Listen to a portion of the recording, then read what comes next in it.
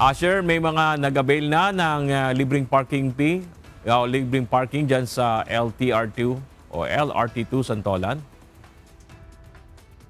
Yes, Bernard, mayroon ng pasahero ng Light Rail Transit o LRT Line 2 ang nakikinabang sa libreng parking na binuksan ngayong araw dito sa Santolan Station.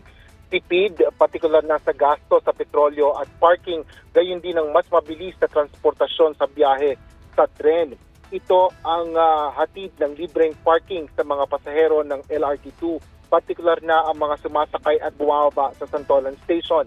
Ayon sa Light Rail Transit Authority o LRTA, ang pamumunuan ng LRT2, isa ito sa mga hakbang na ginagawa nila sa gitna ng epekto ng krisis sa gitnang silangan. Paliwanag ni LRTA spokesperson Attorney Hernando Cabrera, malaking tulong ito sa mga pasahero na may dalang sasakyan bilang alternatibong transportasyon sa halip na magdala ng mga sasakyan papunta sa iba pang lugar sa Metro Manila.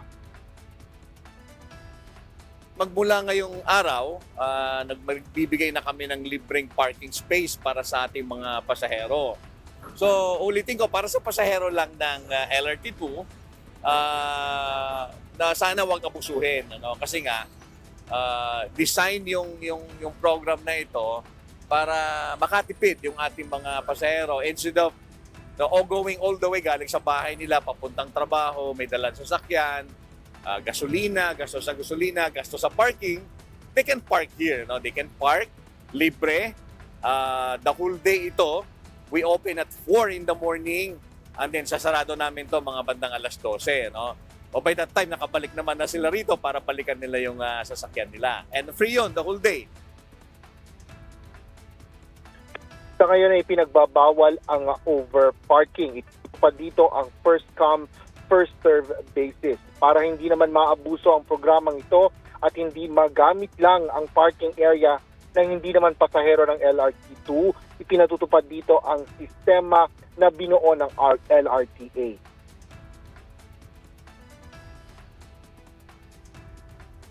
Ang rule na ginawa namin, kailangan mo magpa-validate doon sa estasyon na una, kung saan ka bababa. So for example, pupunta ka ng Recto, doon ka magpa-validate sa Recto. Bawal mag-validate sa Santolan. Kasi yung mga pwedeng umabuso, magpa-park dito, magpapa-validate sa Santolan, pero hindi naman sasakay, di ba? So hindi sila pasahero. So yun na naman ang iniiwasan namin para hindi naman mawala ng space yung mga legitimate na pasahero ng LRT Line 2.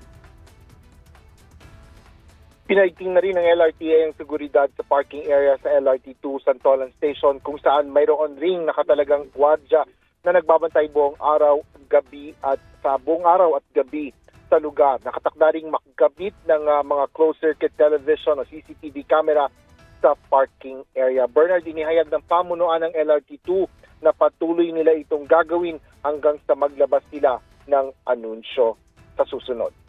Yan ang latest dito sa Pasig City. Balik sa iyo, Bernard. Maraming salamat, Asher Kadapan Jr. Lakay mula sa Pasig City.